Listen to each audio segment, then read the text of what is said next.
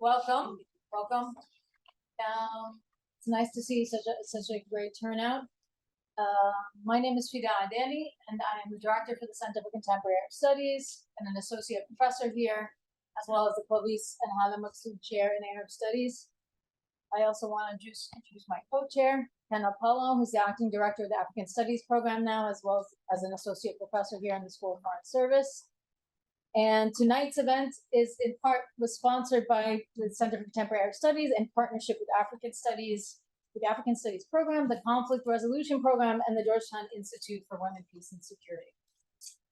So I'm pleased this evening to introduce 4 prominent speakers who I was just saying seem to be speaking all the time, seem to be doing a lot of speaking and educating us about what's going on in the Sudan over the last few months. So we thank them very much for taking time out of their busy schedules to be here with us.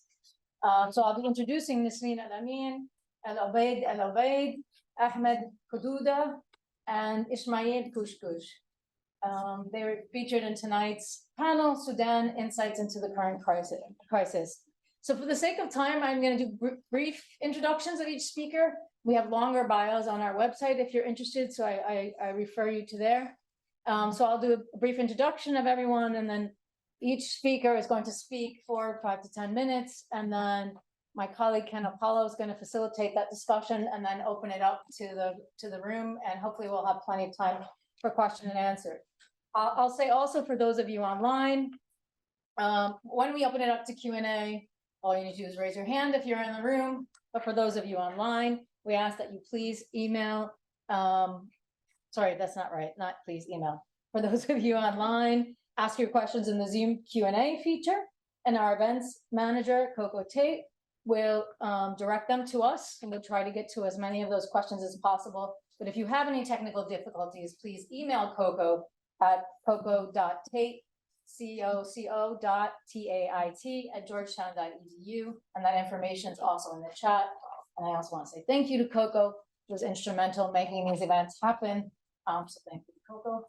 And okay, so I'm going to introduce our speakers now in the order that they will be speaking. Okay, so Isma'il Kushkush is a journalist who has contributed to the New York Times, the Washington Post, the New Yorker, the Atlantic, Smithsonian, The Nation, Guernica, the Associated Press, and others. He was based in Khartoum, Sudan for 8 years, and for 2 separate periods, he was the acting bureau chief of the New York Times in East Africa, based in Nairobi, Kenya.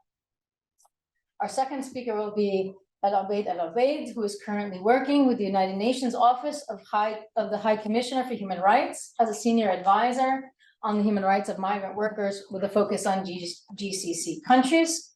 He has worked as a lawyer in the Sudanese Foreign Ministry, and he has also taught international law of human rights, international protection of minorities, public international law, and Islamic law at McGill University before joining the UN. He's also teaching a course this semester at Georgetown. And he will be followed by Ahmed Kodouda,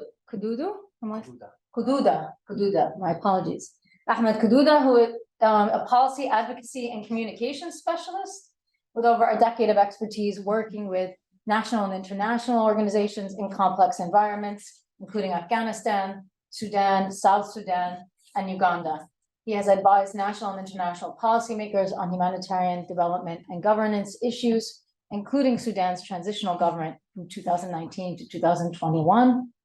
Last but not least, Nisrin and Amin, currently an assistant professor of anthropology and African studies at the University of Toronto. She's currently writing a book tentatively titled Stratified Enclosures, Land, Capital, and Empire Making in Central Sudan, which focuses on Saudi and Emirati land grabs and community resistance to land dispossession in the Gezira region of Sudan. Once again, welcome. Thank you very much. And Ismail, I'll turn it over to you to start us off. Thank you. All right, thank you, Fida. I'm not going to go into a lot of details, but I'm just going to try to frame Sudan in the beginning. Sudan is complex. It's really great to see this large turnout, and it's great to see both Arab studies and African studies take on this. Usually it's one department but the complexities of understanding Sudan, I'm just going to begin with that, then we'll go into the details of what is happening. Of course, most of you already know that fighting between the Sudanese armed forces, the army, and the rapid support forces, the paramilitary, started on April 15th. Some of us were there when it happened. Nisrin and I were evacuated. We'll get into the details of that, but I just want to at least begin framing Sudan, how to understand Sudan. Why is it difficult? Why is it complex to understand Sudan?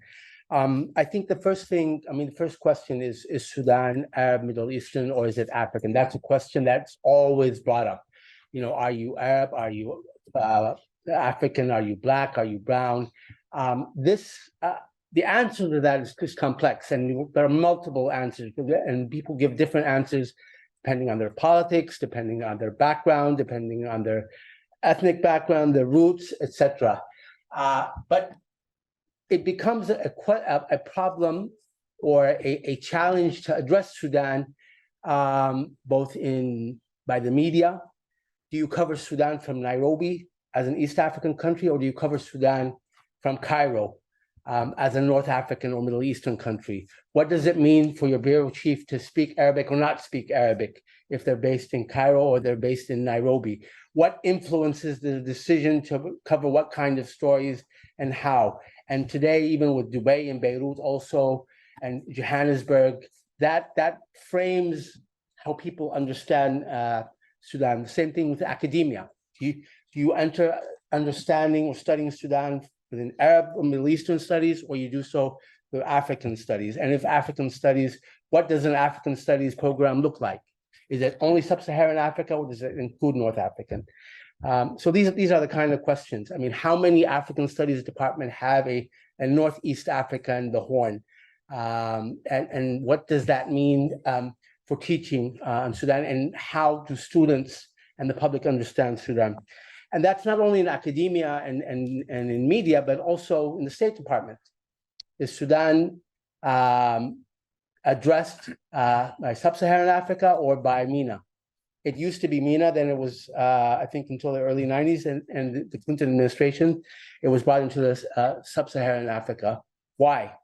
And I'm not advocating one or the other. I'm just saying these decisions, there are usually politics behind that, and it's important to understand the politics and complexity. So Sudan is complex.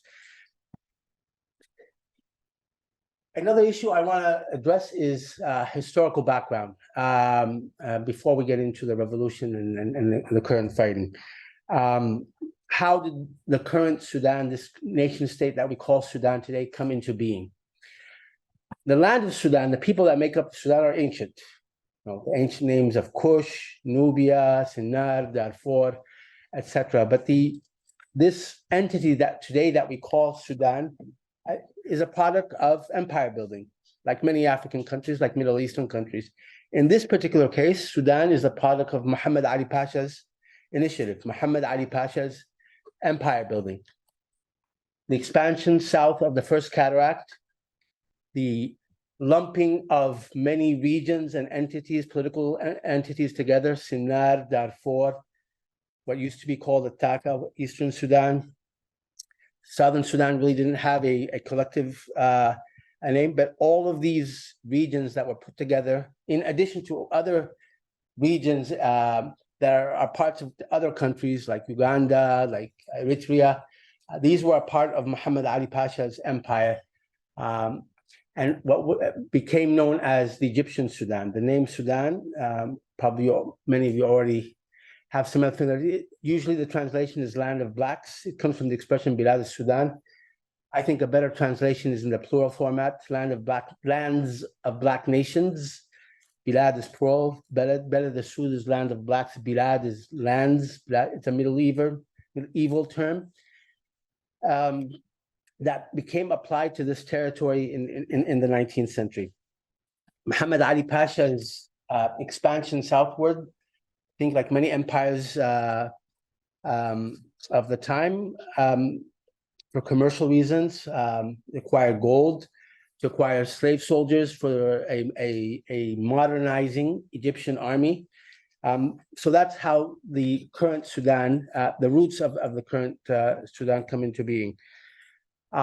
Major events: the Mahdist uprising, followed by the creation of the Anglo-Egyptian Sudan, and then Sudan becoming independent in 1956. Since Sudan's independence in 1956, you've had 3 different civilian, depending on how you want to count,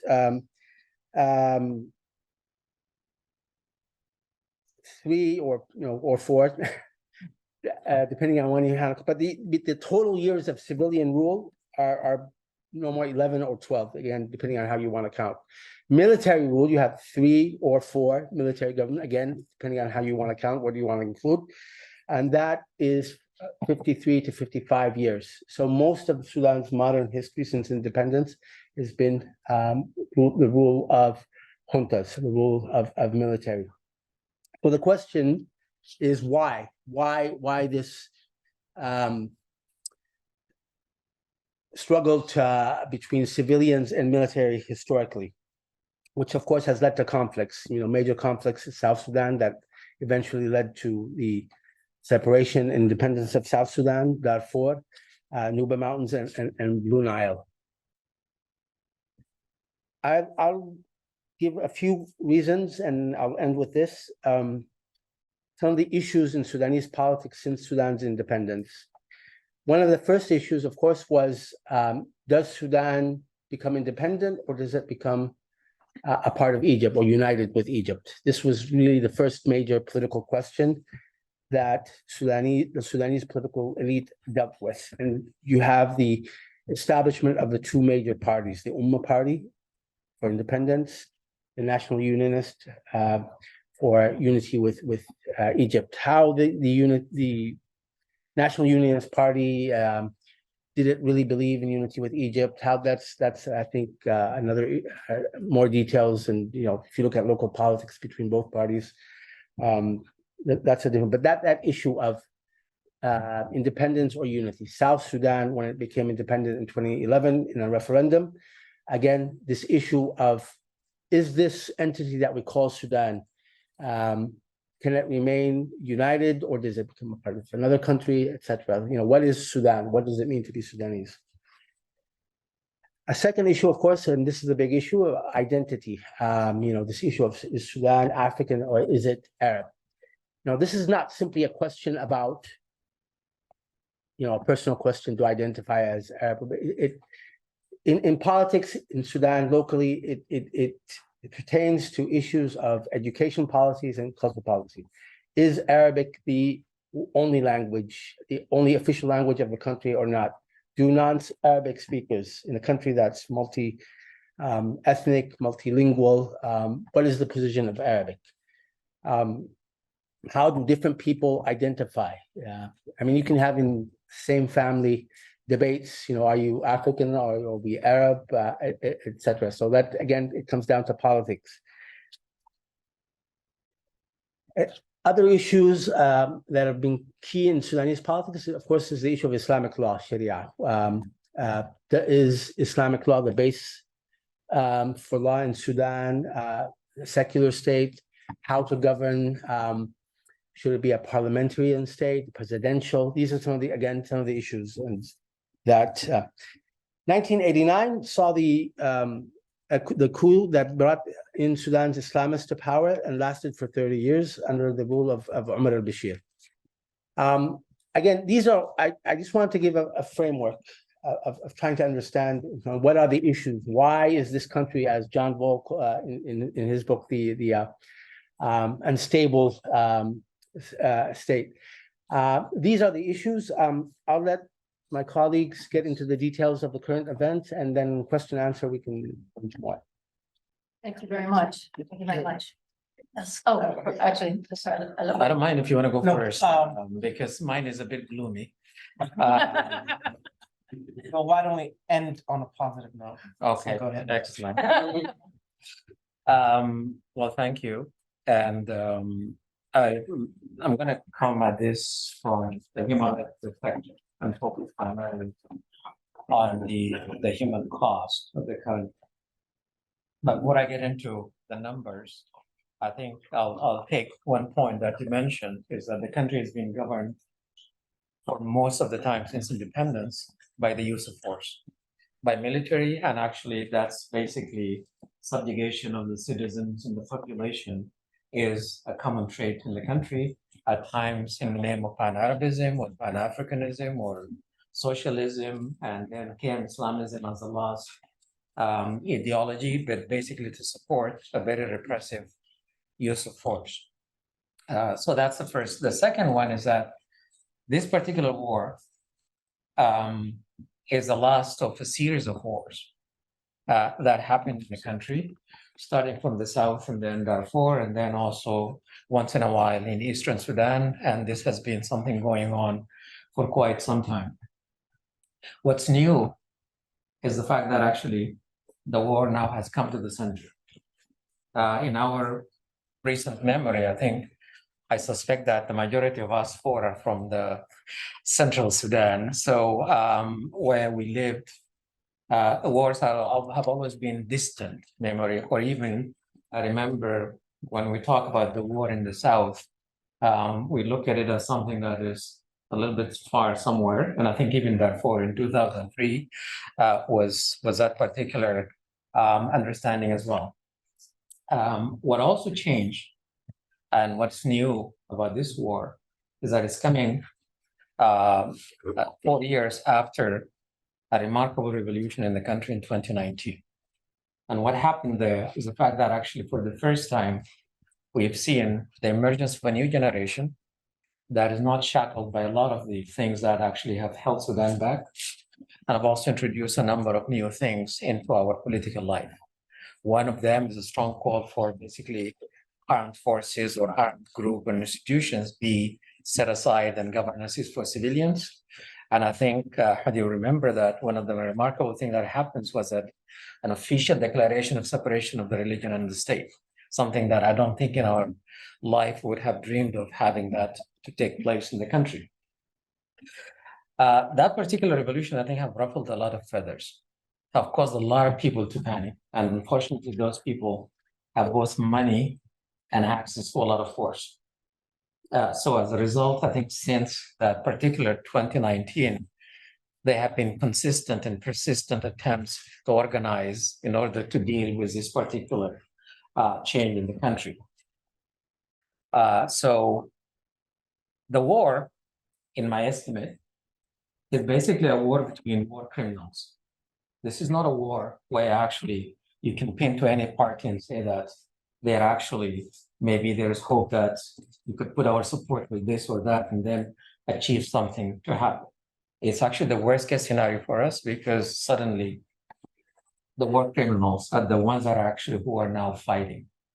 So victory of any one of them is a loss to the Sudanese people, the same way as the continuance of the war itself in that sense. So if there's any silver lining there, I think, and I'm one of those people who's optimistic, believe it or not, that for the first time, I think we're faced with the realization that the country needs to go a new direction. And one direction that's very clear is that the country needs to depart from this protracted history of persistent inequality and discrimination. That has reached a point where I think there's so many claims that are either backed by arms or not, that they will persist. And if there's no clear notion of commitment to equality and non-discrimination, not as a lofty idea, but as a fundamental principle upon which that you can create that direction, I think that would be kind of hard to see. Now, to give you just some ideas about the human cost, so far, the number of people who have been uprooted from their homes, the very conservative estimate is about 5.2 million, but I think a lot of us think that it's more than 6 million probably. The majority of those people displaced are internally displaced in the country, with 1.1 to 1.2 people who have made it to the neighboring countries, the majority to Egypt and then Chad and then Ethiopia. Those are the number of where the people who actually cross the border. all parties to the conflict committed massive human rights violations. So there is scores of indiscriminate killing of civilians. We don't have any stats, but I can tell you that it's in the number of thousands. Just last week, I think we had 2 incidents that illustrate the nasty nature of this war. We have 100 people killed in one attack, and then right after that, 38 or 39 people killed. And those are all in Khartoum, Omdurman and Khartoum. So there's thousands of people who are killed and injured. But the destruction of civilian premises is a lot more than that. So the country is the capital, which houses about 1/3 of the entire population, has been reduced to rubble. For example, 100 hospitals out of 100 and is about 75% of hospitals are out of service in Khartoum. In the whole country, 65% of the population does not have access to any healthcare of any sort. Schools are destroyed. There's basically universities, which most of the university intake is in Khartoum, that have been more or less put out of service. A disturbing pattern that has emerged is sexual and gender-based violence in the conflict. It's in a country like Sudan, and I think most people who live in the Arab or the African context, they will realize that whatever stats you have, you multiply them by 100 maybe, because sexual violence is often not necessarily reported, and this is the case in Sudan. What we have reported is fairly meager, but 183 cases, 124 of them are rapes, 28 of them are actually sexual slavery, which is as young, the victims as young as 12-year-old females that have been basically kidnapped and kept. And that's something some people are saying this is crossing the line, which is ironic as well, because it is crossing the line. But unfortunately, and this is what I'm saying, the war is coming to the north, to the center. The line was crossed a long time ago by the same people in 2003 in Darfur, and has been crossed somewhere else other than where the war is taking place now. There's a disturbing number of disappearances in the country, and there is also all parties, which is the National Army, which is SAF, the Sudan Armed Forces, or the Rapid Support Forces, the RSF. They also have, everyone has their share of unlawful detentions. Hundreds of people are detained, and in some cases, a lot of people disappear. They're not known. We keep seeing disturbing images, and I think there's one that's been circulated today of summary execution of injured armed parties. I think we've seen an image in circulating of an RSF executing 2 army soldiers, basically in broad daylight. And I think whatever we have seen, it's a small drop in a sea of violations. And the stories we get from Khartoum are that there's a lot of victims and a lot of death and a lot of corpses that are being scattered, and we are yet to have a clear sense of the magnitude of what is happening in the country. So I think, grosso modo, it's the cost, the human cost of what is happening in Sudan is quite incredible.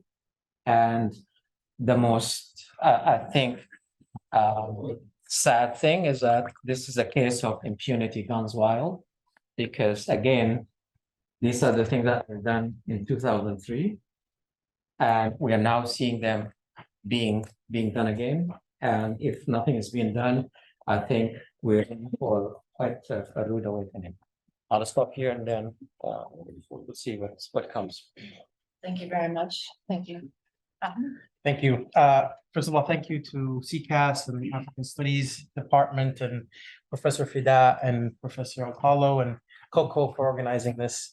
It's really great to see people with interest on Sudan. It's also good to see Professor Rochelle Davis, who this is now my 3rd time at CCAS, so I'm glad to be back. As Isma'il and Dr. Elobaid have already mentioned, this war has had its roots decades in the making. I think that we really have to talk about the historical weak post-colonial state, which really did not change at all since Sudan's independence. It was based on a center, a metropole that attracts resources from the periphery at the expense of those in those parts of the country, contested ethnic and national identities. We don't know who is Sudanese. This is one of the central causes of conflict in Sudan for the past decades, including this one, I think. Of course, the problematic civil-military relations in Sudan, it's always been that the military is involved in civilian politics and the civilians are interfering in military affairs, with a coup in the 70s where the Sudanese left was involved in, and then in the 89, as Isma'il mentioned, with the Islamists coming in through the military. That's also a really important thing to keep in mind. And of course, the disjointed urban center, rural periphery politics, bloody contested politics, genocide in Darfur, genocide in South Sudan, ultimately leading to the secession or independence of South Sudan. Of course, I think that was a pivotal moment in Sudan's history that we in greater North Sudan have not really absorbed or understood. And we are now, again, being confronted with some of the same issues that led to this history. But I want to kind of take us a little bit more recently and talk about this war and how it began. And here there are 5 important dates. In 2013, 2017, 2019, 2021, and 2023. And I'm going to talk about each of them very briefly. Please stop me if I run over. In 2013, after a full decade of outright genocide in Darfur, the regime of Omar al-Bashir at the time decided to regularize what was called the Janjaweed militia, which are ethnic militia that were pitted against certain ethnic communities in Darfur that were picking up arms against the government. And in 2013, Bashir decided to formalize or regularize these informal militia into something called the Rapid Support Forces. Now, the Rapid Support Forces, as their name suggests, were supposed to serve as a kind of auxiliary arm of the security, the National Intelligence and Security Service, or NIS, which is a very notorious security apparatus that was, the main arm of the regime to oppress and to brutalize the civilians. In 2013, that militia was supposed to report basically 1 or 2 levels below the head of state. And over time, it began to grow in size. Initially, it began as a more or less militia that is made up of certain communities of Darfur that were part of the war in Darfur. Over time, more ethnic groups began to be added into it until it more or less became semi-national in its makeup. Now, in 2017, Bashir, I think, took the brutal decision that led to this war, I think, which he decided to make the RSF report directly to him, rather than to report to the security service or even to the Sudan Armed Forces. By doing so, he more or less made the RSF a parallel institution to the military. In essence, Sudan had 2 militaries. And unfortunately, it was kind of modeled after the Republican Guard in Iraq or the Republican Guard, Revolutionary Guard in Iran. These are these kind of Praetorian guards that report directly to the president, that protect him, and in essence are completely isolated from the other security organs. Now, in 2019, after months of popular protests where youth, women-led movements came and more or less peacefully toppled Bashir, you had the RSF gaining even more clout because the revolution, or the uprising rather, more or less removed Bashir but kept the same security apparatus under him. There was nothing unchanged about it.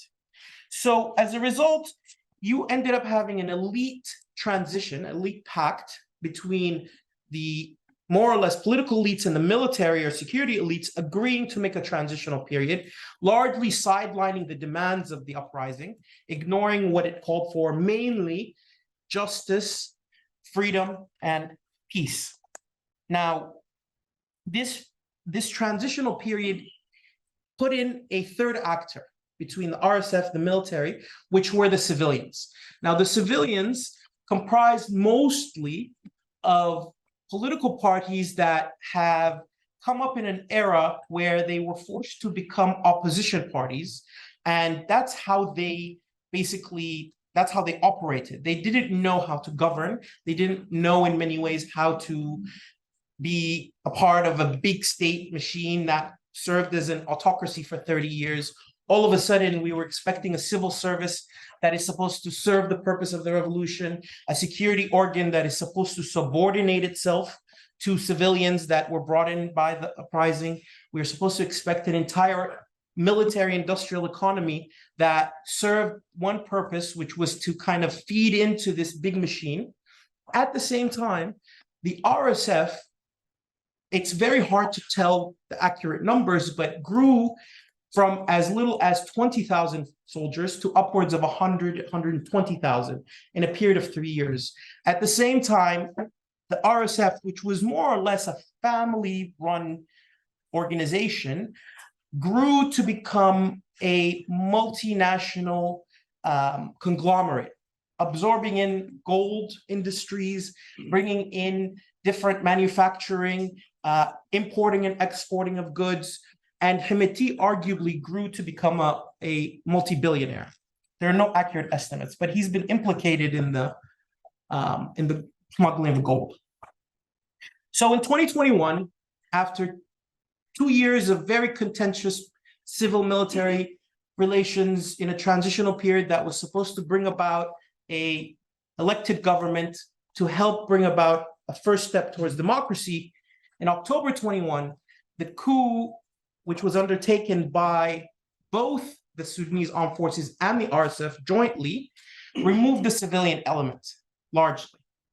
So once again, we had these two institutions that were parallel, that had nobody there was nobody they were reporting to, if you will.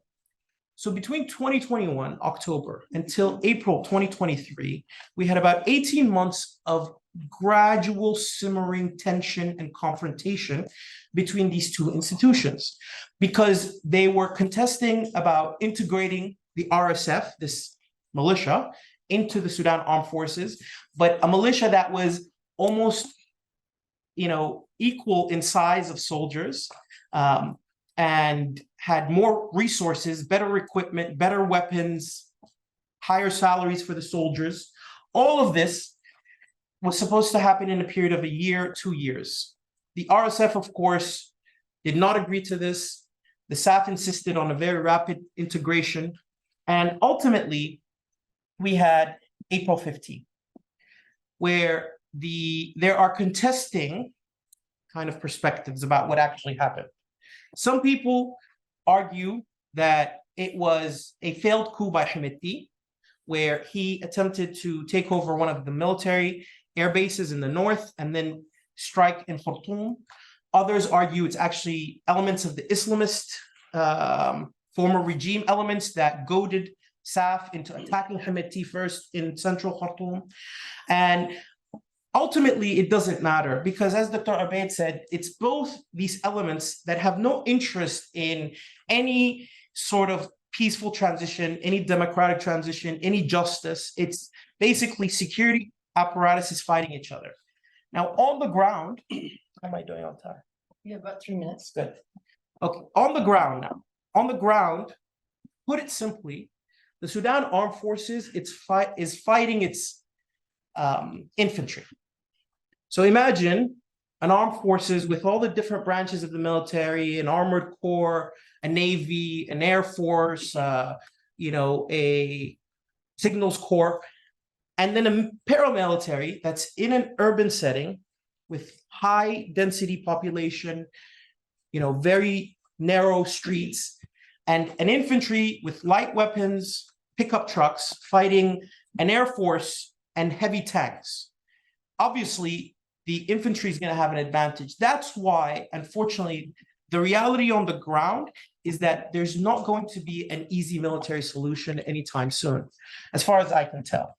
Now, a lot of folks are talking about very grave and disastrous outcomes of this war. People are starting to talk about further disintegration of Sudan, breaking up of the country, where you have ethnic elements on one side versus others. You have the mass displacement Dr. Elobaid talked about, and the devastating humanitarian situation. And of course, we have massive regional implications as well, with involvements of countries like Egypt, the Emirates, Saudi Arabia, Russia, Chad, and the United States.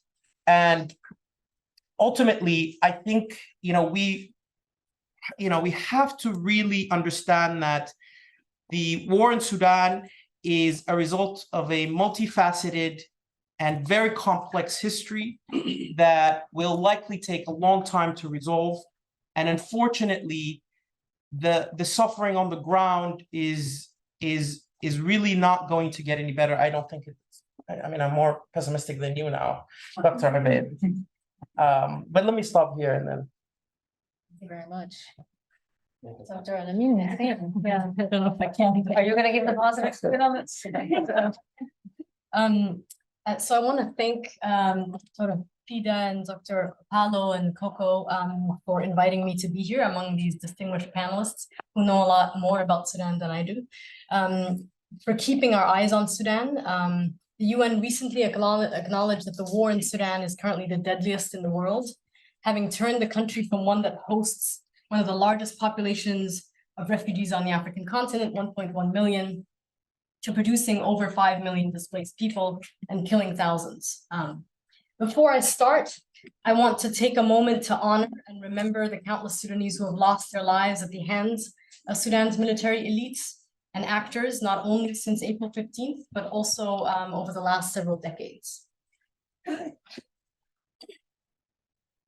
I also want to pay homage to the many martyrs of Sudan's December Revolution and to the sacrifices ordinary civilians, members of resistance committees, independent unions, and other grassroots formations are making, particularly in the war-affected regions, fulfilling the role of an absent state, and to an extent also an absent international aid community, leading relief efforts, emergency response rooms, communal kitchens, emergency medical care, converting schools and other public spaces into shelters, distributing food and other resources. Now, I'm not a political analyst, I'm just an anthropologist studying land grabs in Central Sudan. Most of my family, with the exception of my parents, who I evacuated with, remains in and around Khartoum. So that's the position from which I'll be speaking as a member of the diaspora. And I'm going to start today with a short anecdote to try to briefly historicize how we got here. And please stop me if I go over. Sudan's December Revolution is often compared to Sudan's 1964 revolution, sparked by clashes between students and police at the University of Khartoum before mushrooming into a broader movement that toppled Aboud's military regime. Or to the 1985 revolution, triggered by price hikes that toppled Ja'far Nimeri's regime. But I want to trace its genealogy back to the 1950s. I should really be going back to the 19th century, but in the interest of time, I'll begin at independence, right? Britain's parting gift to Sudan at independence in 1956 was an economy dependent on the extraction of cash crops like cotton and on the exploitation of farmers and landless workers, and a political system which was constructed to serve the interests of a riverain central Sudanese elite at the expense of the South and other peripheral regions, but also of a rural population that sustained this extractive, export-oriented economy. Some of the initial forms of resistance against the new post-colonial state unsurprisingly came from tenant farmers who organized to demand, among other things, a greater share of profits as world cotton prices plummeted. The state responded with extreme violence. Over 300 striking tenant farmers were shot on the fields or suffocated in detention cells. Elders in my family are still haunted by this tragedy. A year earlier, Sudan's first civil war had broken out between South Sudanese demanding political representation and regional autonomy and the central government, who would essentially subsume the South as a quasi-internal colony. And this 1956 massacre is linked to the Civil War because striking farmers were threatening existing capitalist labor relations that allowed ruling elites to extract maximum profits to fund its repressive campaign against Southern rebels. And I highlight this moment, it's probably a fairly unknown historical moment, because it reveals the way state violence in Sudan has long been shaped by the need to reproduce and maintain an extractive war economy that serves elite interests by any means necessary. In more recent decades, and certainly under the al-Bashir regime, we saw this manifest itself in the form of a ethno-nationalist, monocultural Islamist project being imposed on a multi-ethnic, multilingual, multi-religious country in violent ways, which has increasingly included gender-based violence against marginalized women.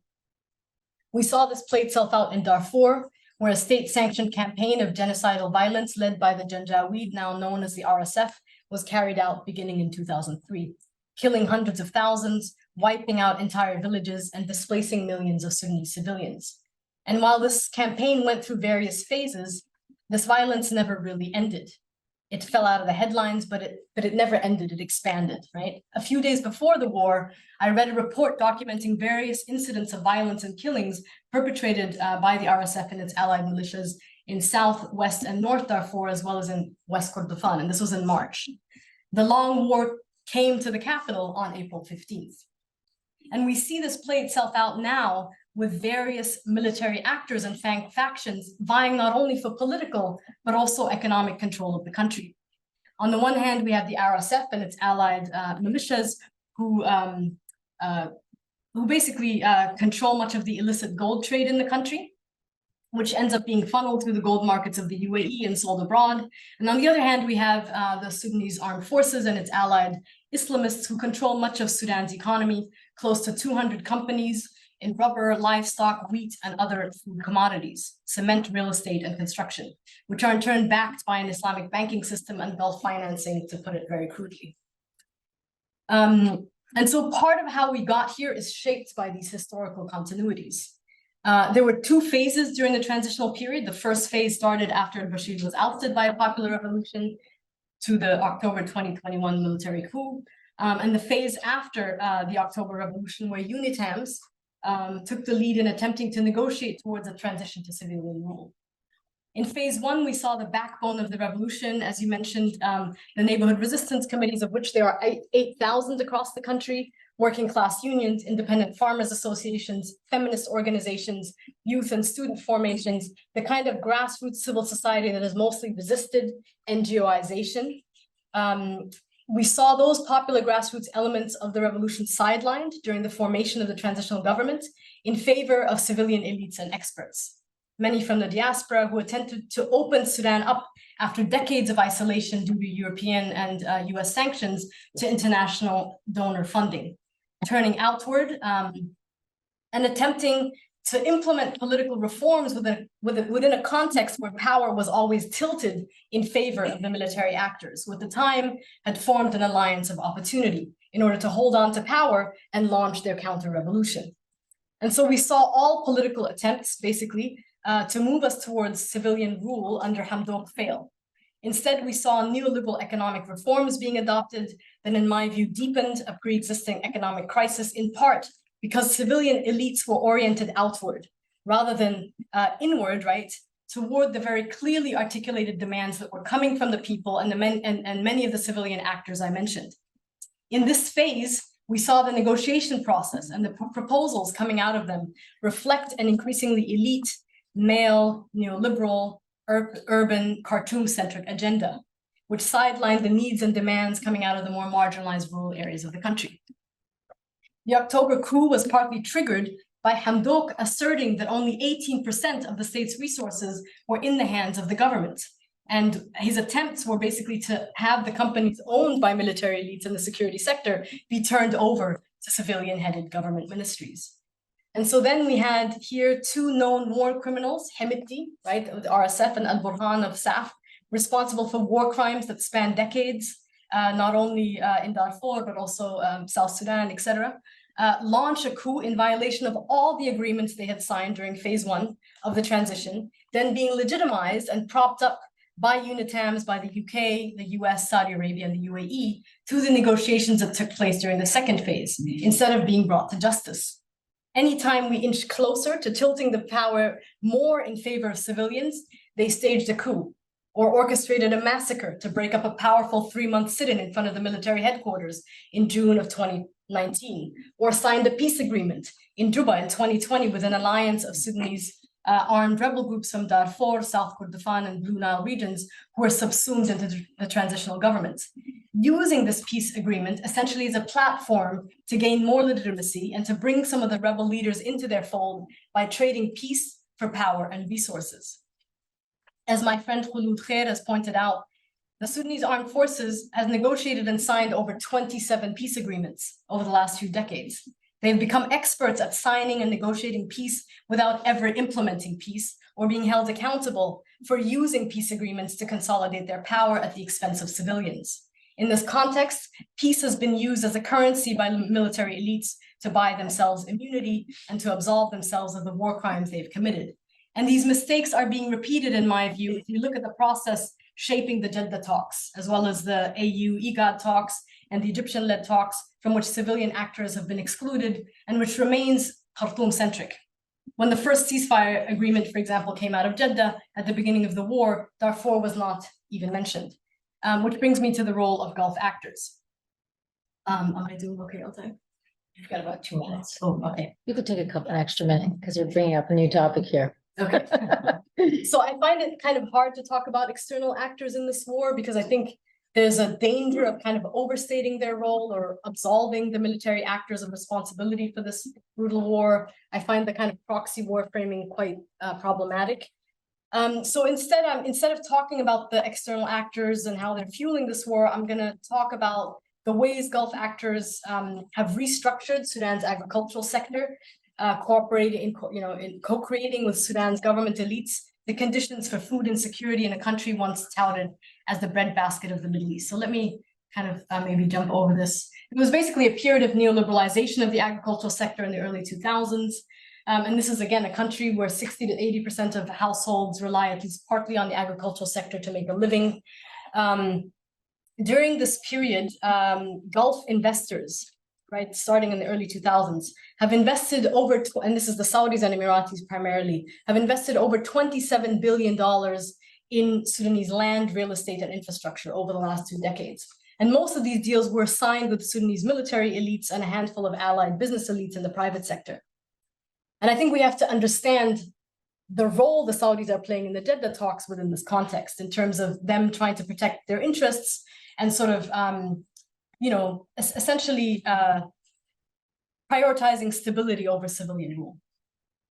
Together, the Emiratis and Saudis control over 1 million acres of fertile Sudanese land, which may seem insignificant, but the larger picture is that these shifts in land ownership have led to smallholder farmers going into debt, being forced to sell land to local elites. And so we see a kind of mushrooming of medium-sized agribusiness farms, as many are forced to become seasonal farm workers in larger Gulf or domestic-owned farms locally. In brief, the agricultural sector has changed significantly since the 2000s upon recommendation of the World Bank. People are farming, but increasingly no longer on their land, and they're farming less sustainably, less subsistence foods. And so we see this in this war. I've been talking to kind of farm organizers who tell me that this war has exposed the restructuring of the rural economy because people don't have the same capacity for growing and storing subsistence foods. They're more dependent on imported foods and foods being brought in from Khartoum than a decade ago. And this area south of Khartoum has hosted a very large amount of displaced people. So yeah, I'm just gonna maybe stop here. I mean, I have some thoughts on kind of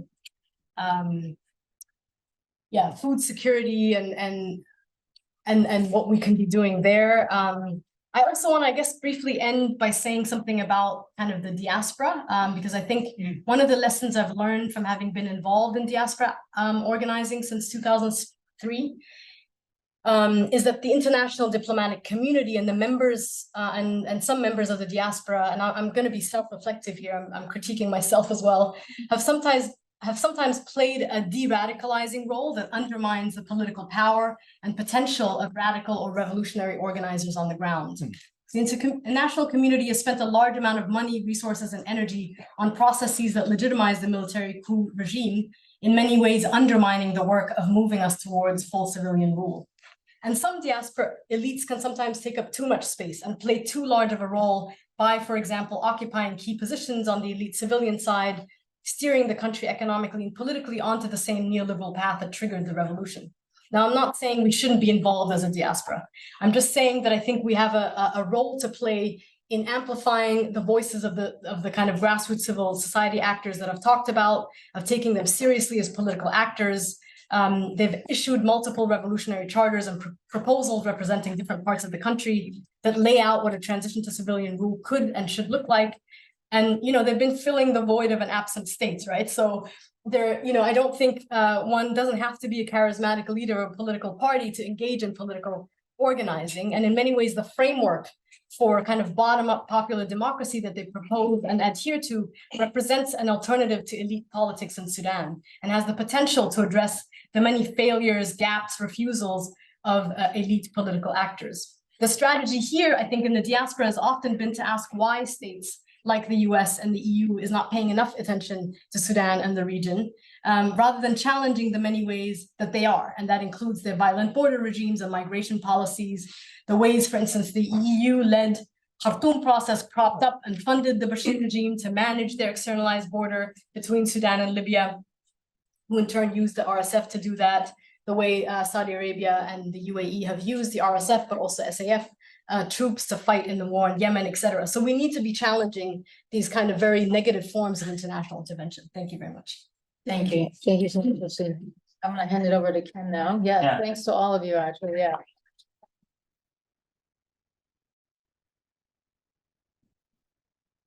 Yeah, thank you all for coming and for these wonderful insights. I particularly like the historical approach to this conflict because I think often when you think about conflicts like this, it's easy to just moralize about the present moment instead of thinking about structure and history. I also like the idea of reminding us that this war basically started with the 56 independence. The war in the South, the Darfur wars, the East, etc. So I'll be monitoring the Q&A, but before that, I'd like to start with two sort of big-ish questions, one with a domestic focus and one with an international focus, speaking to some of the points raised by Nisrin. So on the domestic side, right, so, maybe this is an unfair or hard question, but, say, given that we're in a moment where there are two armed forces fighting, it's probably not going to be easy to disarm both at the same time. And absent an international intervention, it's hard to imagine a world where they're forced to the table to sign a peace agreement and let a new army that's neither the RSF or the SAF sort of take charge. How should we think about that? Especially because it's been interesting seeing both sides exploit Sudan's sort of status as neither Middle Eastern nor fully African, if you will, right? So the negotiations have not been happening in Addis. Instead, the Gulf states have played a role, but often, especially the RSF, has been willing to play to act like it's more concerned about African partners, so trying to be closer to Nairobi or to the Chadians, for instance. So how should we think about what sorts of interventions are possible, given that neither side will easily come to the table, and they're very good at forum shopping, either going to the Gulf or the African Union or other African countries, depending on these on expedience. And then what does that mean for the potential, for example, of say, holding our noses and thinking about the SAF as a potential way to sort of begin the move towards a more peaceful Sudan. So, can we even, imagine that as a first question? Then secondly, right, I think, and Nisrin already mentioned this, I think it would be useful for us to think about the stakes, the international stakes involved here, right? So this war, right, one of the dangers here is that it's quickly becoming an internationalized conflict, and those tend to be the hardest to resolve, right? Because Hemeti will get arms from, Libya and elsewhere and keep fighting as long as Chad is willing to allow the flow of arms or to support in one way or the other. And then that will also invite, meddling from neighboring countries, right? Egypt wants to sort of make sure that the water doesn't spill into Egypt, but Egypt probably may be fine with, not really pushing for a resolution. Same with the Gulf states. So, what are the stakes and how should we think about those stakes? For example, what is in it for the Gulf states and the Saudis? And then, of course, the EU and the question of migration. How should we see this evolving as the EU keeps on doing what it does, which is sort of pushing its borders further south and sort of employing the help of African states to police migration into Europe. So I don't know how we're going to take this. Perhaps, we can share the two questions, the domestic angle, maybe, I'll pose it to you since you said that neither of them is worth talking to. How should we think about the way forward? I think I'll start with your question that neither of them is likely to disarm. That's balanced by the fact that actually neither of them is expected to win the war. And I think that's something that we realize in that sense. So it's out of the question that somebody's going to come out of this victorious. So my answer to that is the priority should be for stopping the fighting, regardless of whatever we tend to do. And that's, I think, still feasible from the international community, because again, the conflict might be internationalized, but the conflict is forgotten already. So in that sense, but there is still very visible international hands. In the news today, I think, or yesterday, we're talking about Ukrainian drones that were used to fight the RSF. As opposed to yesterday, we're talking about Wagner being an important element supporting the RSF. And Wagner was very instrumental in guarding the gold mines and also the transportation of gold from Sudan to UAE and to Russia in that sense. So I don't pay attention to the EU, by the way, because I think the EU was just being opportunistic and basically immoral when it dealt with the RSF to secure the borders in Egypt and prevent migrants. That was a disingenuous, and that was actually quite morally repulsive thing to do. And eventually, I think it might have contributed to strengthening the RSF and eventually the role that they in the commission of some atrocious human rights violations. So I would say the priority is stopping the war, and as you're saying, put more support into some of those people on the ground who are doing the government job, who are doing the services, but also who are maintaining some degree of help that is really meaningful away from the international detention and all of those things. So I think I'll start there. Go for it. This is too difficult of a question for me. I'll just briefly, what we're seeing right now, three main tracks, which again, the complexities of Sudan and its issues, a more security-based track is in Jeddah, led by the US and Saudi Arabia, that are trying to bring both generals together. A more civilian-based grassroots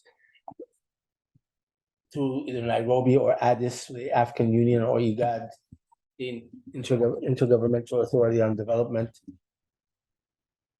And then Cairo, of course, hosted its the Neighbors of Sudan conference, which will, I think, mostly focus on the humanitarian side. So I think we're seeing basically three tracks: a humanitarian, security, and then a possible civilian forces centered. But those are the three. How to even bring those three together, I think, is going to be a task. Because at the end of the day, those with guns, I think, are dictating how the track of any discussion on Sudan. And I seriously doubt that. I think both sides are hell-bent on destroying the other. It's a matter of survival. But things can change. It's politics, but that's how I see it at least at the moment. Just very quickly on the first question between RSF and SAF. So RSF obviously is an illegitimate institution from inception, and it has lost its legitimacy, from that time. And the reality was, I think during the transition, Burhan was trying to maneuver against the civilians using the RSF, and SAF is trying to position itself as the legitimate kind of state entity or the state institution that must be, must have the upper hand. But in reality, I think SAF is repeating the same exact mistake that it did when it created the RSF. Today, we're seeing the creation of new militia in different parts of the country in a way to kind of reclaim the rightful, position by trying to eliminate RSF, but it's doing the same thing by creating militias in its own heartland. So we're seeing it in places like River Nile State, we're seeing it in Khartoum, we're seeing it in Jazeera. So they haven't learned their lesson, unfortunately. And, any sort of change will require new leadership. So there's going to be a need for a new mentality, new people to come in, younger people who've been more exposed to, things. I know Nisrin, you criticized people who went back and helped. I went back and helped. But Nothing personal. But I think there is a need for new thinking. Yeah. On all fronts. If I'm just this point of legitimacy or lack of it, Yeah. I think I wouldn't go as far as saying that RSF is not legitimate as much as SAF itself is legitimate. I think we have a crisis in the country where we don't have a professional army. In the last 30 years, the army has become a bunch of basically corrupt businessmen with a lot of financial things at stake. And this illegitimate RSF, which they created when fighting erupted, they're not able to actually mount a serious counter offensive to them. So for me, legitimacy or not, again, I'll go back. I think it's the kettle calling whatever that thing black. I think both of them are in the same level as far as I'm concerned, or perhaps most Sudanese at this point will view them in something similar. I agree with you, RSF, whether it's legitimate or not, I think they forever lost an opportunity to be integrated in the country in a meaningful way, given what they have done so far.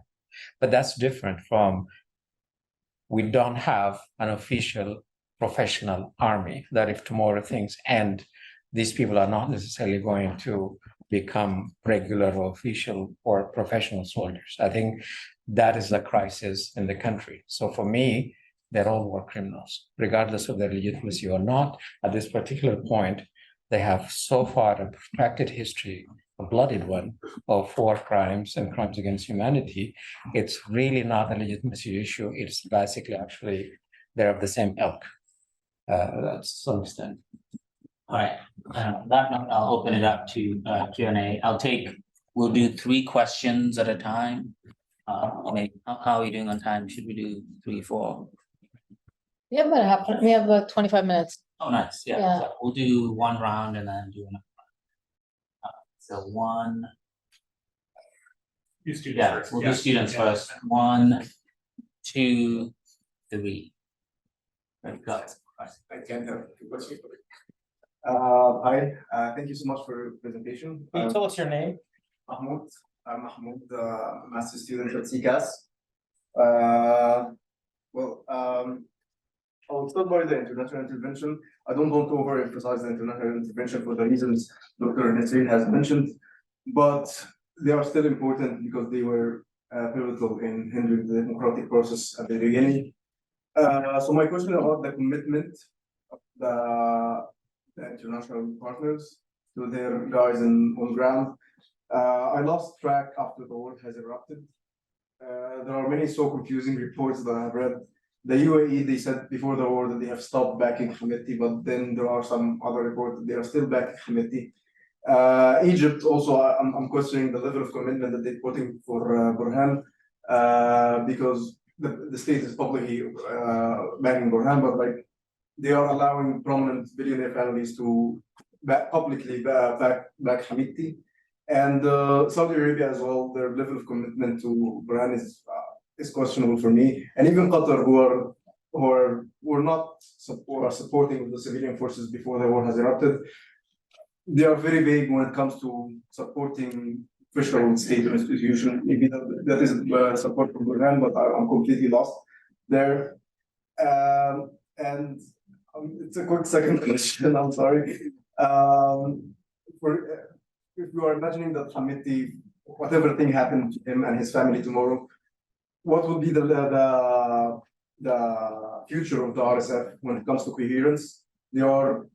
I think they have a sophisticated payment system to their mercenaries, but at the same time, though you mentioned that it's a semi-national, became a semi-national group, there are considerable part of them, or maybe the influential part of the RSF are coming from Arab Baggara tribe. So maybe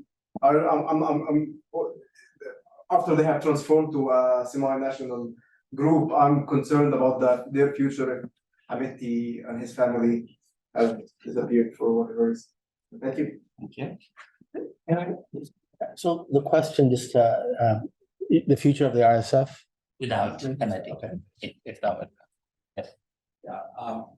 Hi, thank you so much again for speaking and learning so much today. I sincerely appreciate getting to hear all different perspectives. Sorry, Yahya, could you stand? Because maybe it'll be easier for the speakers. Yes, thank you.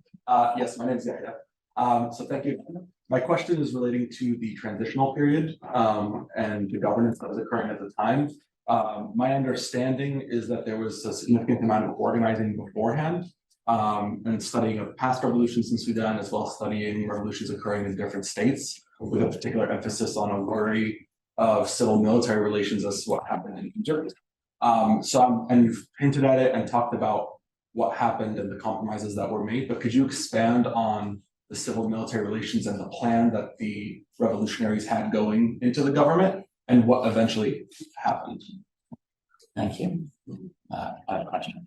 Hi, my name is Vigad. Thank you so much for coming. I really appreciated hearing your views today. So my question is about the role of the UN. Do you think that they should have a role in solving this conflict, and what should that be? What are your opinions on what they have done so far? Because from what it looks like, they're asking for action to be done without actually doing anything.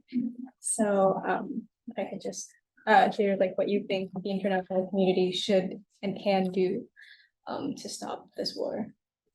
Yeah, excellent. So I think we have 4 questions. I'd ask us each to take our favorite of the 4 and just go around. So the first one is, what's the level of commitment from the various international actors in the conflict, either for good or bad? What happens to the RSF after Hamidti?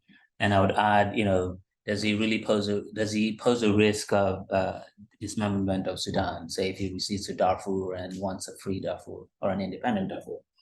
Q2, what was the sort of civilian revolutionary plan for civil-military relations after the ouster of Bashir? And then lastly, what should be the role of the UN in this crisis and after? Maybe you want. Yeah, we know how to But- demand a question. That's the UN question. First, I mean, throughout this, I'm talking on my own personal capacity, so I'm not here presenting anybody. But I think, again, I think Nisrin pointed to this. Whatever involvement of the UN, you need a very clear mandate, and the mandate has an element which is essential, accompanying the civilian forces that will be basically overseeing the transition in the country. And this is something that I think we did not see.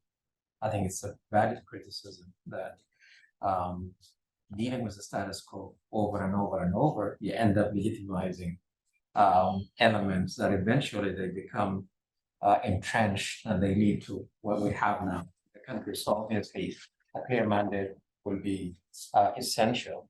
And that's because also it's a lesson learned. One of the things that is really good about Sudan is that we waited for the change to happen, not in 2011, but 2019, where there's serious organization and also some serious involvement of young people. I mean, and we managed to move from the verbal and intellectual commitments to actually people doing things on the ground, to the extent that even when there's information blackout, that people were going by bicycles and organizing and doing things. That's quite advanced. But the downside of that, the other forces also learned how to properly steal revolutions and how to engineer that in a more efficient and an effective way. To the extent that actually the resistance committees, which were born out of the forces that led to the change, have miraculously been sidelined completely during the war. I wouldn't say targeted per se, but they have been set aside literally. Because suddenly the debate becomes, this is now the thoughts for those who are holding arms, who have the money and have those international connections to do this. So anything that does not recognize this particular fact, any international engagement that does not have as a priority element accompanying the forces that led the change, I think it will be problematic. That's how I can see it never be played. Can I jump in with question number 3 about the transitional period? As someone who tried to help. So no, I'll concede that we did not see the problem as it was, and we had a very short-sighted perspective. As far as the organizing before the revolution and the civil military relations during. So before the revolution, unfortunately, Sudan's opposition politics has always been very fragmented. And the only thing that the opposition and the revolutionary forces and the youth groups and the women groups and the grassroots movement could agree on was more or less a 2-page document called the Declaration for Freedom and Change, which came to be the FFC later. And there were several opportunities, I think. In April, when negotiations began, there was a serious call for a revolutionary government to be formed by sidelining the military completely and putting them in the defense. Unfortunately, that did not happen. There was eventually a negotiated agreement that led to a constitutional charter that, again, in many ways was very high level. It didn't go into the detail. Now, unfortunately, the military, when negotiating, had decades of experience with veteran negotiators who negotiated peace agreements and, against rebel movements and against other countries. And then we had these relatively, untested civilian leaders, not because they weren't prepared, but because they didn't have the opportunity, like the opposing side had to negotiate an agreement where, in many ways, the military guaranteed its upper hand. Now, unfortunately, at the same time, I think the civilian side has a certain part, maybe the lion's share of the blame, because they ceded a lot of the very important things to the military. First and foremost, the peace negotiations, for example, in Juba, where the number one demand was peace by the uprising, and eventually it was basically handed over to Hemeti by Hamdok and his government. The second was on the economy. The 5 top ministers that were in charge of the economy basically had to join a committee which was chaired by Hemeti to oversee the economy during a certain phase of the transitional period. And unfortunately, the military itself always managed to outmaneuver and outnegotiate the civilians when it came to these important questions.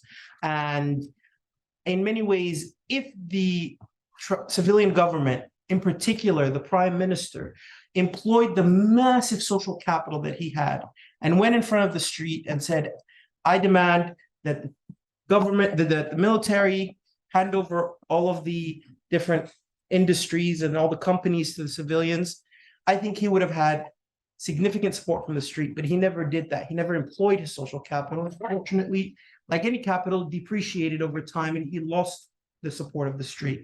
So in many ways, it was a story of a military that knew what it wanted and a disjointed civilian oppositional group that came to power and didn't really act like they were in power.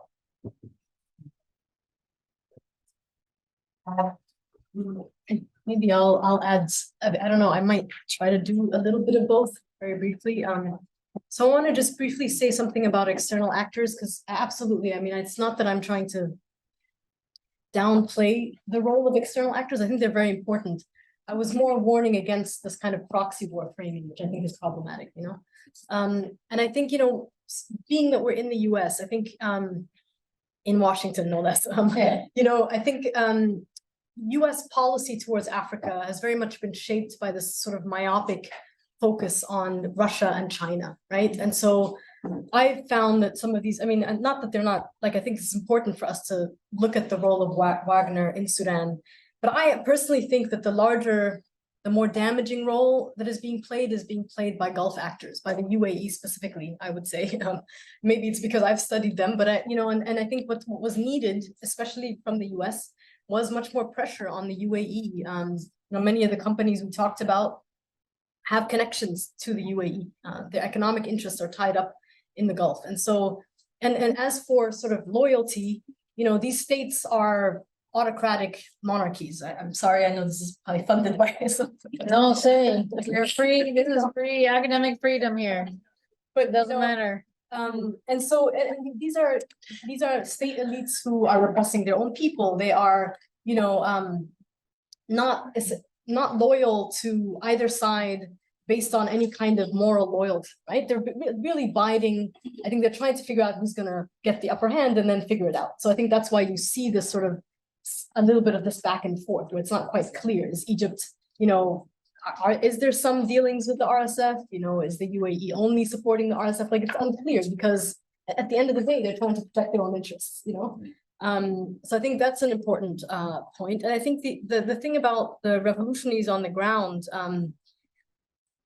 I think part of what happened is we have these resistance committees getting more and more politically organized, issuing revolutionary charters that very much outlined like what security sector reform would look like, should look like, right? The military sort of going back to the barracks, RSF being integrated into the military, etc., a full transition to civilian rule. None of that was ever allowed to play itself out. They were never given a chance, right? They were always relegated to being non-political actors, filling the role of a devoid state, right? And so now we're at this point, and you know, during the transitional period, there were times when, for example, after the coup, and you know, members of resistance committees, and they're very different, I should mention, right? The Khartoum resistance committees are very different from those in other parts of the country. Some, I would say the ones who are in the rural areas are even more radical in many ways.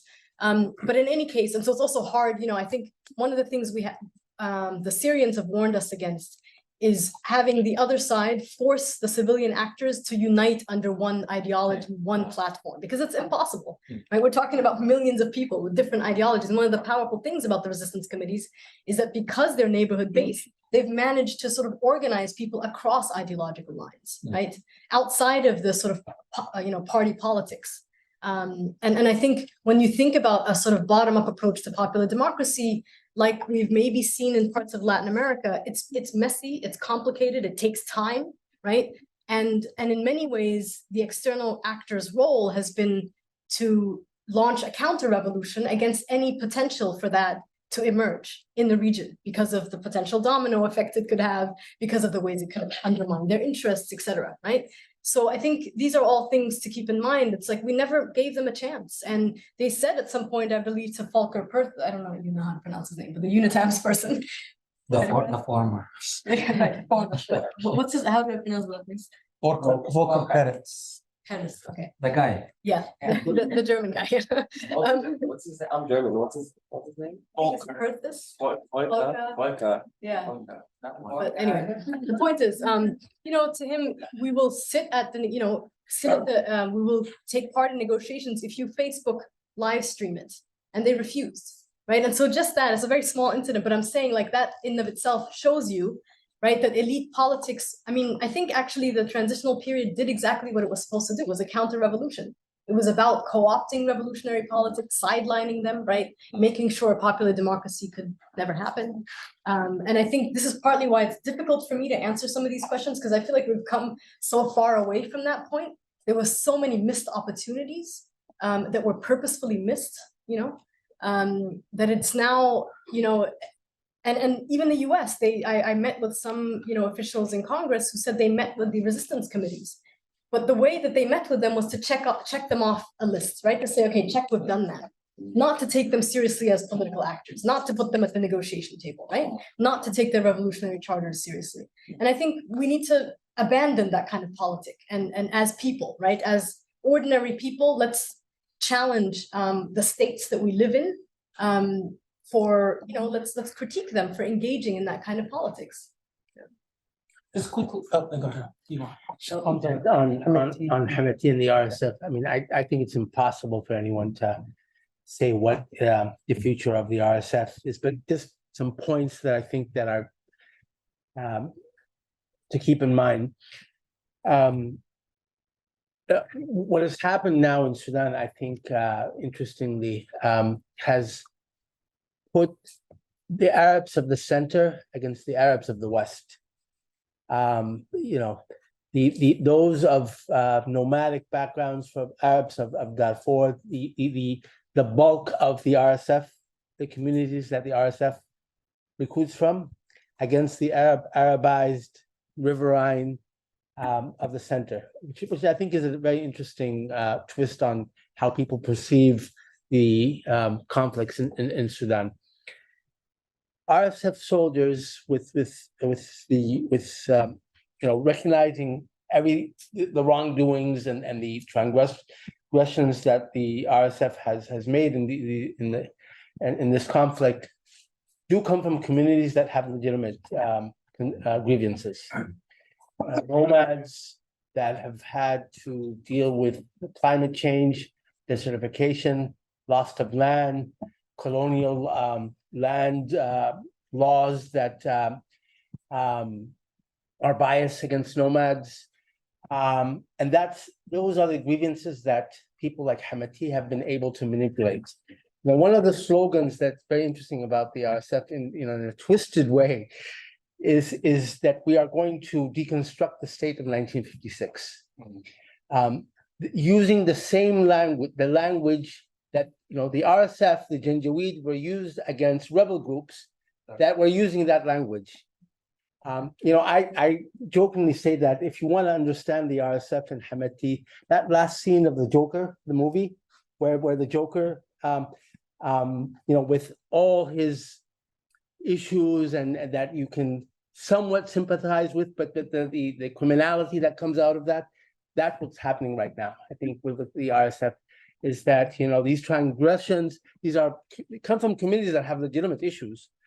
But the crimes, the transgressions that have been unleashed right now, I think, is going to make it very difficult to see some sort of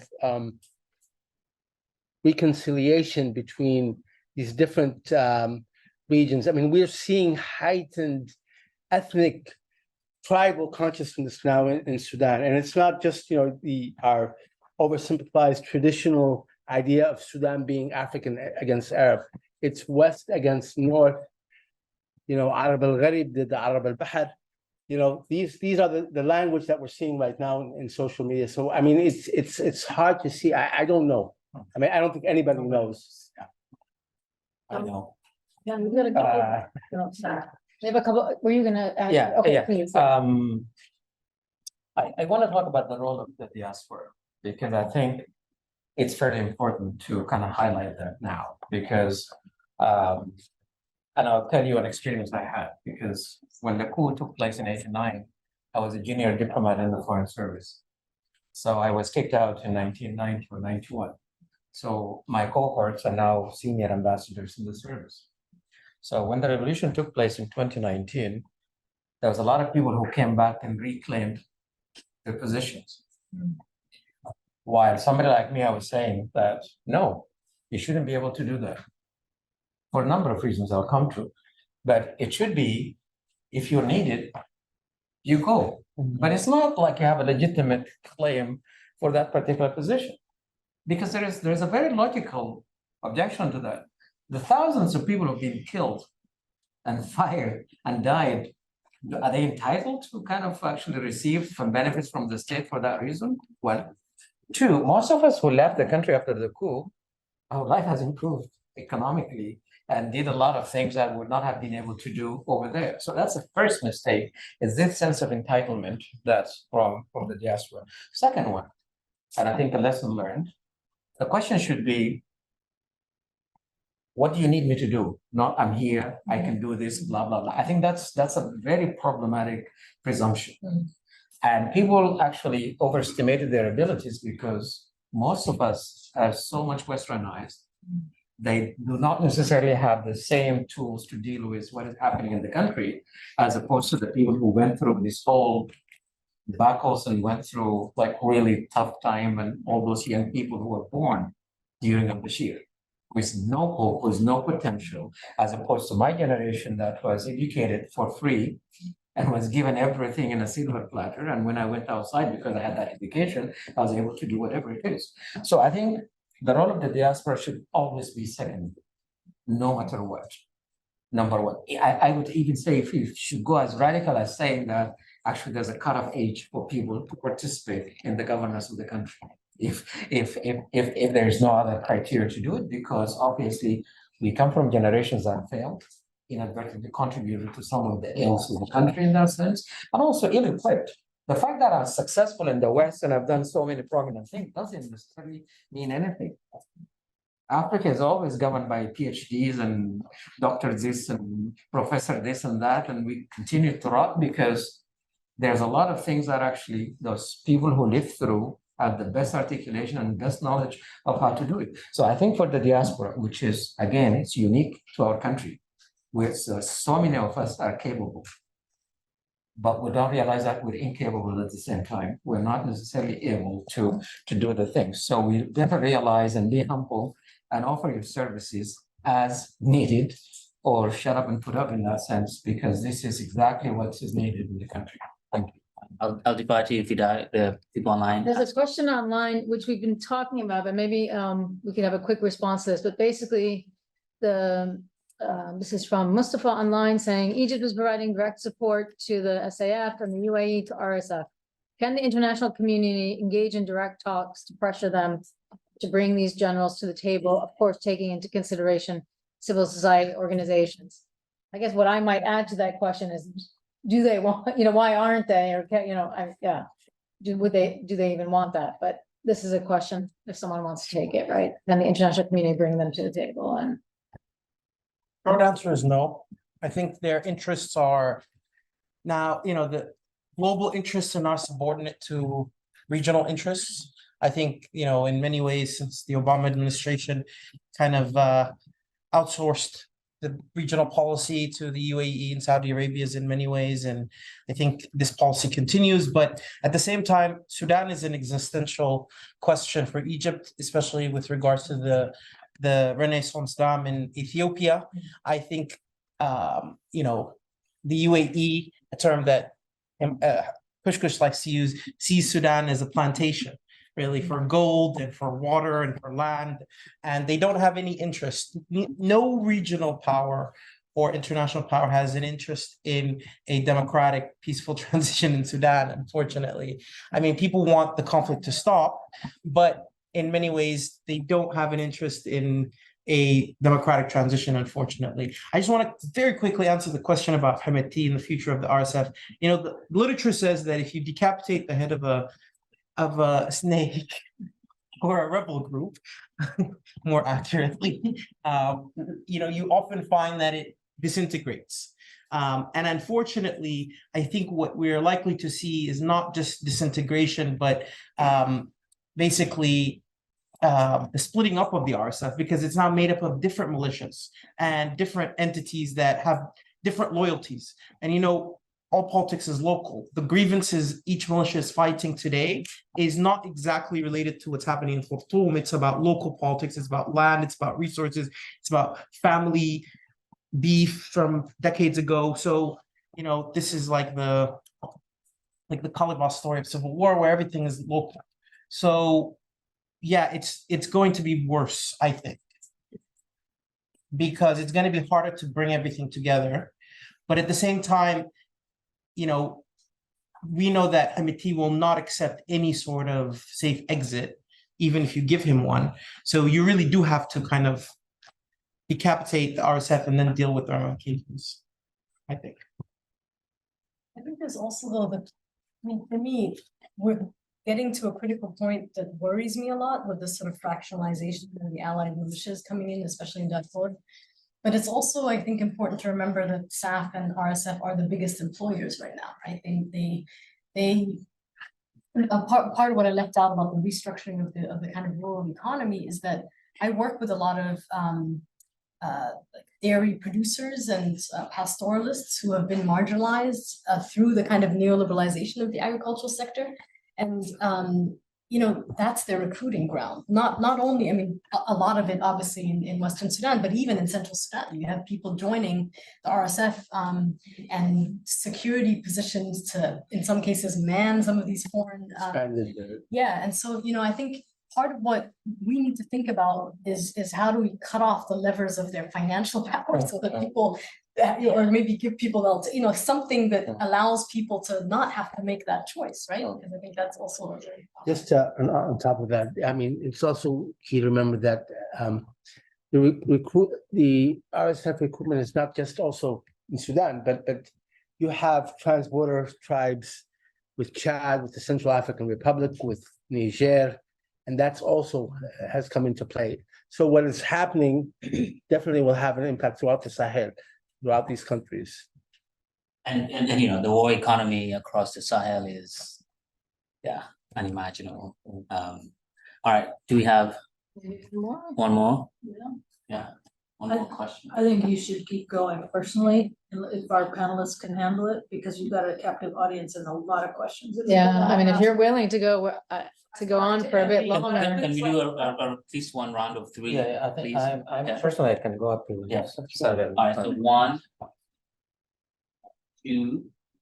You had Killian from the previous round as well. And 3.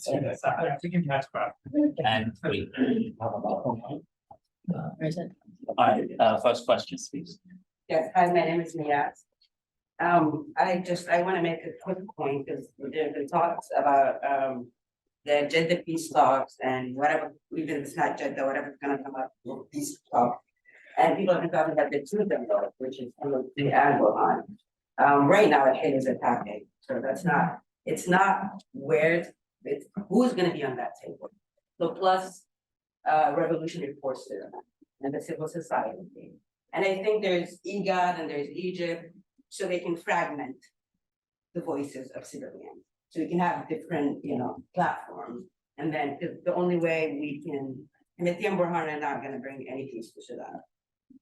Who's gonna be on that table right now? We have a lot of you have Abdul Wahid as well, you have Al-Hilu who's actually making moves. And there's other factions in Sudan that were not weaponized that are weaponized now. That brings me back to my second question, is that what are we gonna do about this arming of civilians and their whatever, you know, name, you know, self-defense, whatever. And this, it's in social media, this rhetoric is taken off and it's backed by this ethnic, you know, tribal geography, whatever you want to do it. So for civilians who I think active, Sudanese activists and the resistance, sadly I've seen members of the resistance committees join that resolution of my heart. But again, it's because this is the loud voice. And again, these different platforms, you have Jeddah, Egypt, whatever, it's to fragment our voices as Sudanese, I believe. I don't think the international community has any interest in the well-being of Sudanese people. I've lost hope. You know, this is, I don't know how many peace agreements Sudan has seen. And again, it only legitimizes these war criminals that we've had over and over again. And so I don't know what should be done. If we're all here No one knows. No way, you guys should make it work. Thank you, but I don't know what should be done. First of all, in the role of diaspora, I think what they're doing is not helping by all means. It's better to perhaps spend some of that energy engaging communities that they're from. So we can have the American, we have some support, so we can pressure the American government, which can maybe pressure its best friend, the UAE, which might not happen. But again, these are my two questions. Who's gonna be on the table? How is that gonna happen? And I think we should stay away from Gulf states. If it's gonna take place, it should be taken in Sudan. Port Sudan is pretty safe. If not, then elsewhere, but let's stay away from, I think, the Gulf of these areas. And again, we need to amplify the voice to stop these, the arming of civilians. It's gonna get out of control eventually. Thank you very much. Thank you. Thank you. My name is Steve Howard. I wonder what the four panelists think of the role that Al-Qaeda, the Islamists, are playing. Some cast them as the grand puppet master with financial resources from the Gulf. And I guess I was a little surprised that you all stayed away from that crowd, and I wondered what you actually thought of them. Yes. I mean, particularly, this is sourced in Assoda Dalangal's Walthamy. I mean, since 1989, the focus has been Islam, Fiqhul Makan, and so forth and so on. That seems to me to be an enduring, inescapable Sudan theme as well. Also from my side, thank you very much for your contribution. And I have a question that is relating to both of you guys. I think it's interesting to see that very untypically that now refugee streams are going from the urban centers to more of the outskirts of a country. So from urban to rural instead of rural to urban places. So how from a humanitarian law perspective, how does this exacerbate the humanitarian crisis, the refugee problem? And then also from a anthropology perspective, how does this maybe affect in the exacerbation of ethnic tensions? Because I don't know what how it is happening, where people are going, but in a country that is as diverse and huge as Sudan, it probably will lead to more ethnic tensions if different communities are being mixed because of the refugee stream. And then I have to ask a second question, and that is also relating to law, because you mentioned that basically, and I think we all agree on that it is a case of impunity at its best. But there, I don't know if you've heard of this, but in the London case in Stockholm, there's now a case being opened, and it's targeting impunity because a Swedish oil company was up. Yeah, exactly. Yeah. So what do you think? Is that a case of a spark of hope for the future when this conflict is going to be resolved, or doesn't it really matter if you look at the current situation? So we have four excellent questions. One, the role of the Middle Eastern actors, potential for a united forum, bringing everyone together instead of this fragmented approach. And then thinking about armed civilians as a way out and what that means for Sudan. The role of Islamists in the current moment and maybe after, I think is also an interesting question. And then the question of internal displacement, potential exacerbation of the conflicts, and dealing with impunity moving forward. How should we think about it? I think we'll do the same. Each of us can take one and maybe nibble at the others. A question, Islamists. Of course, the word Islamist can be broad, but specifically those who belong to the former regime, the National Congress Party, the NCP, and its core, the Harakat Islamiyya Sudaniya, the Sudanese Islamic Movement. That's a term of the name of the organization, not just the descriptive Harakat Islamiyya Sudaniya. I think they've never accepted the revolution. In all interviews with former members of the NCP, even the word revolution is not uttered. It is seen as a coup by the military council, the former military council, the army and the RSF. So many have been working, I think, for the past 3 years in hopes, in ways to return. And they've been fanning this war, especially through media outlets, either on social media or a Taiba channel out of Turkey. Most have fled to places like Turkey or to Doha, and they've been on social media, I think, claiming this. For them, it's also existential. The hope to return to power, never accepting either the revolution or going back. I mean, I mean, I think you're older than but the whole the University of Khartoum was always this battleground between different forces, especially on the left and the right, and the rhetoric. I mean, the joke about Sudanese politics, it is that it's unfinished business between classmates. So between the Islamists and the left, that's the same kind of language that we're hearing. That, you know, the revolution is bringing back the secular, is bringing the secularists, is bringing the communists, etc. I think that at least in the rhetoric, in social media especially, and I mean, just quickly on the role of media, because Mayas pointed to this. Social media right now is just toxic. Sudanese is completely toxic. There's no real journalism on the ground because journalists cannot work.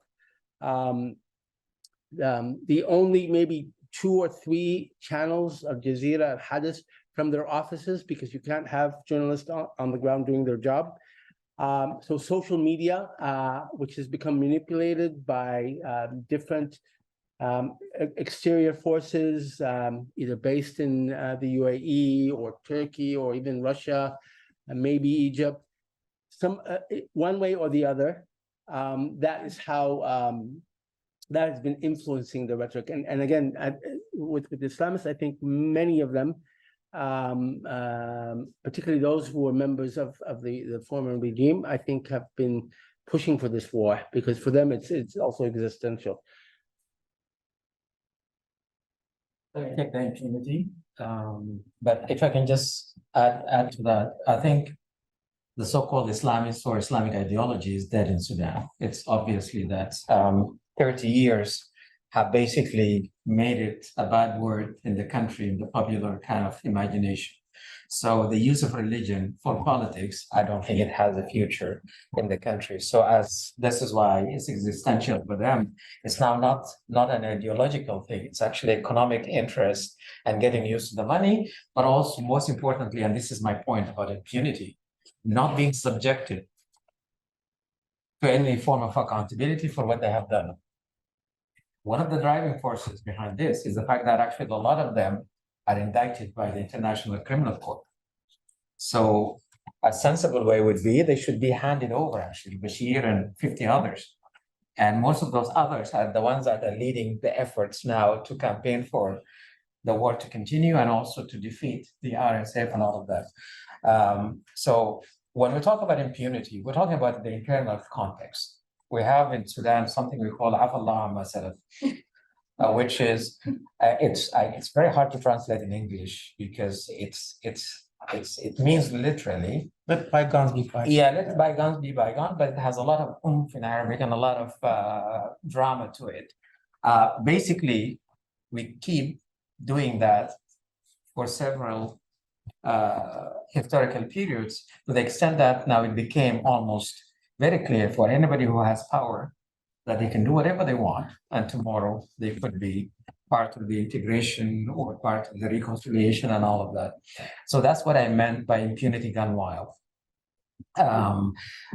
It's not something that I would advocate now. We kind of look into it. I would still say stop the fighting first. That's the priority for anything. Accountability will come. And in the continent now, we have really good examples. If you know a guy called Hussein Habri, who was the president of Chad, who lived in Senegal for your country for 15 or 20 years, because that was a safe haven.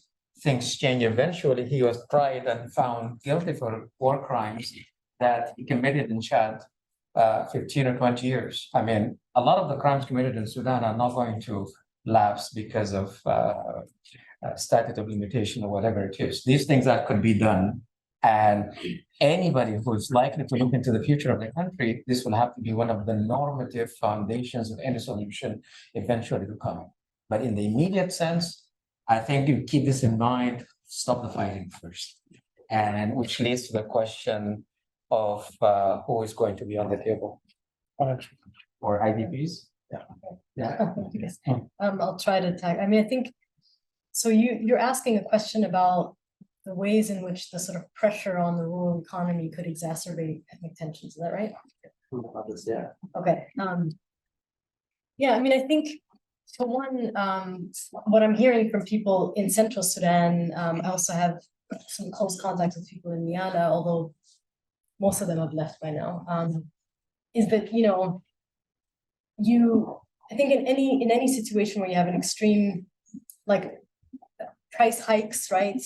People are at the brink of potentially famine. People are struggling to survive. There's potential, right, for violence in any situation, anywhere in the world. And so I think part of what needs to be resolved, and this is partly why we were, you know, why the Farmers Union that we've been working with has been asking for inputs, you know, at the beginning of the planting season, seeds, fertilizers, etc. Not only to feed the people coming in, but also to sort of de-escalate some of the potential, you know, tensions that could emerge as a result of people scrambling for very few resources, right? Food shortages, etc. And I think, I mean, again, I'd love to hear from other people, but I think there's if you think about the long war in Darfur, there have been mechanisms, community-based mechanisms, even during this war, where communities have come together to try to resolve existing tensions, right? And that has pre-existed, I guess, you know, for a long time now. And instead of sort of investing in those, state actors, militarized actors have come in and armed people, right? And so I think we need to invest in the opposite, which is to sort of, you know, elevate, amplify any type of mechanism that exists traditionally at the communal level to sort of address tensions and really, you know, I mean, I don't know if it's possible given the situation, that's why I want to hear from you all, but I think that is what really, I mean, that has existed, right? And also the other thing I want to say is that we look at the draft of the Constitution, you know, a lot of the documents that came out during the transitional period, the question of land and land reform was mostly absent. It was not really touched, at least in a comprehensive way, right? This issue of the colonial land law that we've inherited that have basically not changed since the British. You know, in many ways it got worse in the 70s under the media, right? So if we don't address the root causes of what causes people to fight in the first place, right? Ordinary people, not militarized elites that are vying for economic political power, then we're never going to really get to, then we can have that potential for it to fractionalize as it is now, for social media to fan the flames of that. You know, it's like we have to go to the grassroots to then figure out how do we prevent this and how do we like activate the networks, the mechanisms that have traditionally existed for resolving conflicts. I mean, I would like to say that I was so impressed by the caliber of the questions. They were very detailed. You guys know your stuff, but I would hate to take up more time. You know, these students have been so generous with theirs. I don't want to. I'm okay for now. Well, I think with that, you know, thank you all for coming, and very, very much, you know, we very much appreciate your time, our esteemed finalists. I know that, you know, this conflict is in many ways one of those difficult conflicts that the region and I think the world is facing. It's often not in the headlines for a variety of reasons, but thank you all for keeping it, you know, alive in our minds, and I hope that we've learned a lot, because I certainly have learned a lot. Even as an undergrad who wrote my senior thesis on the CPA.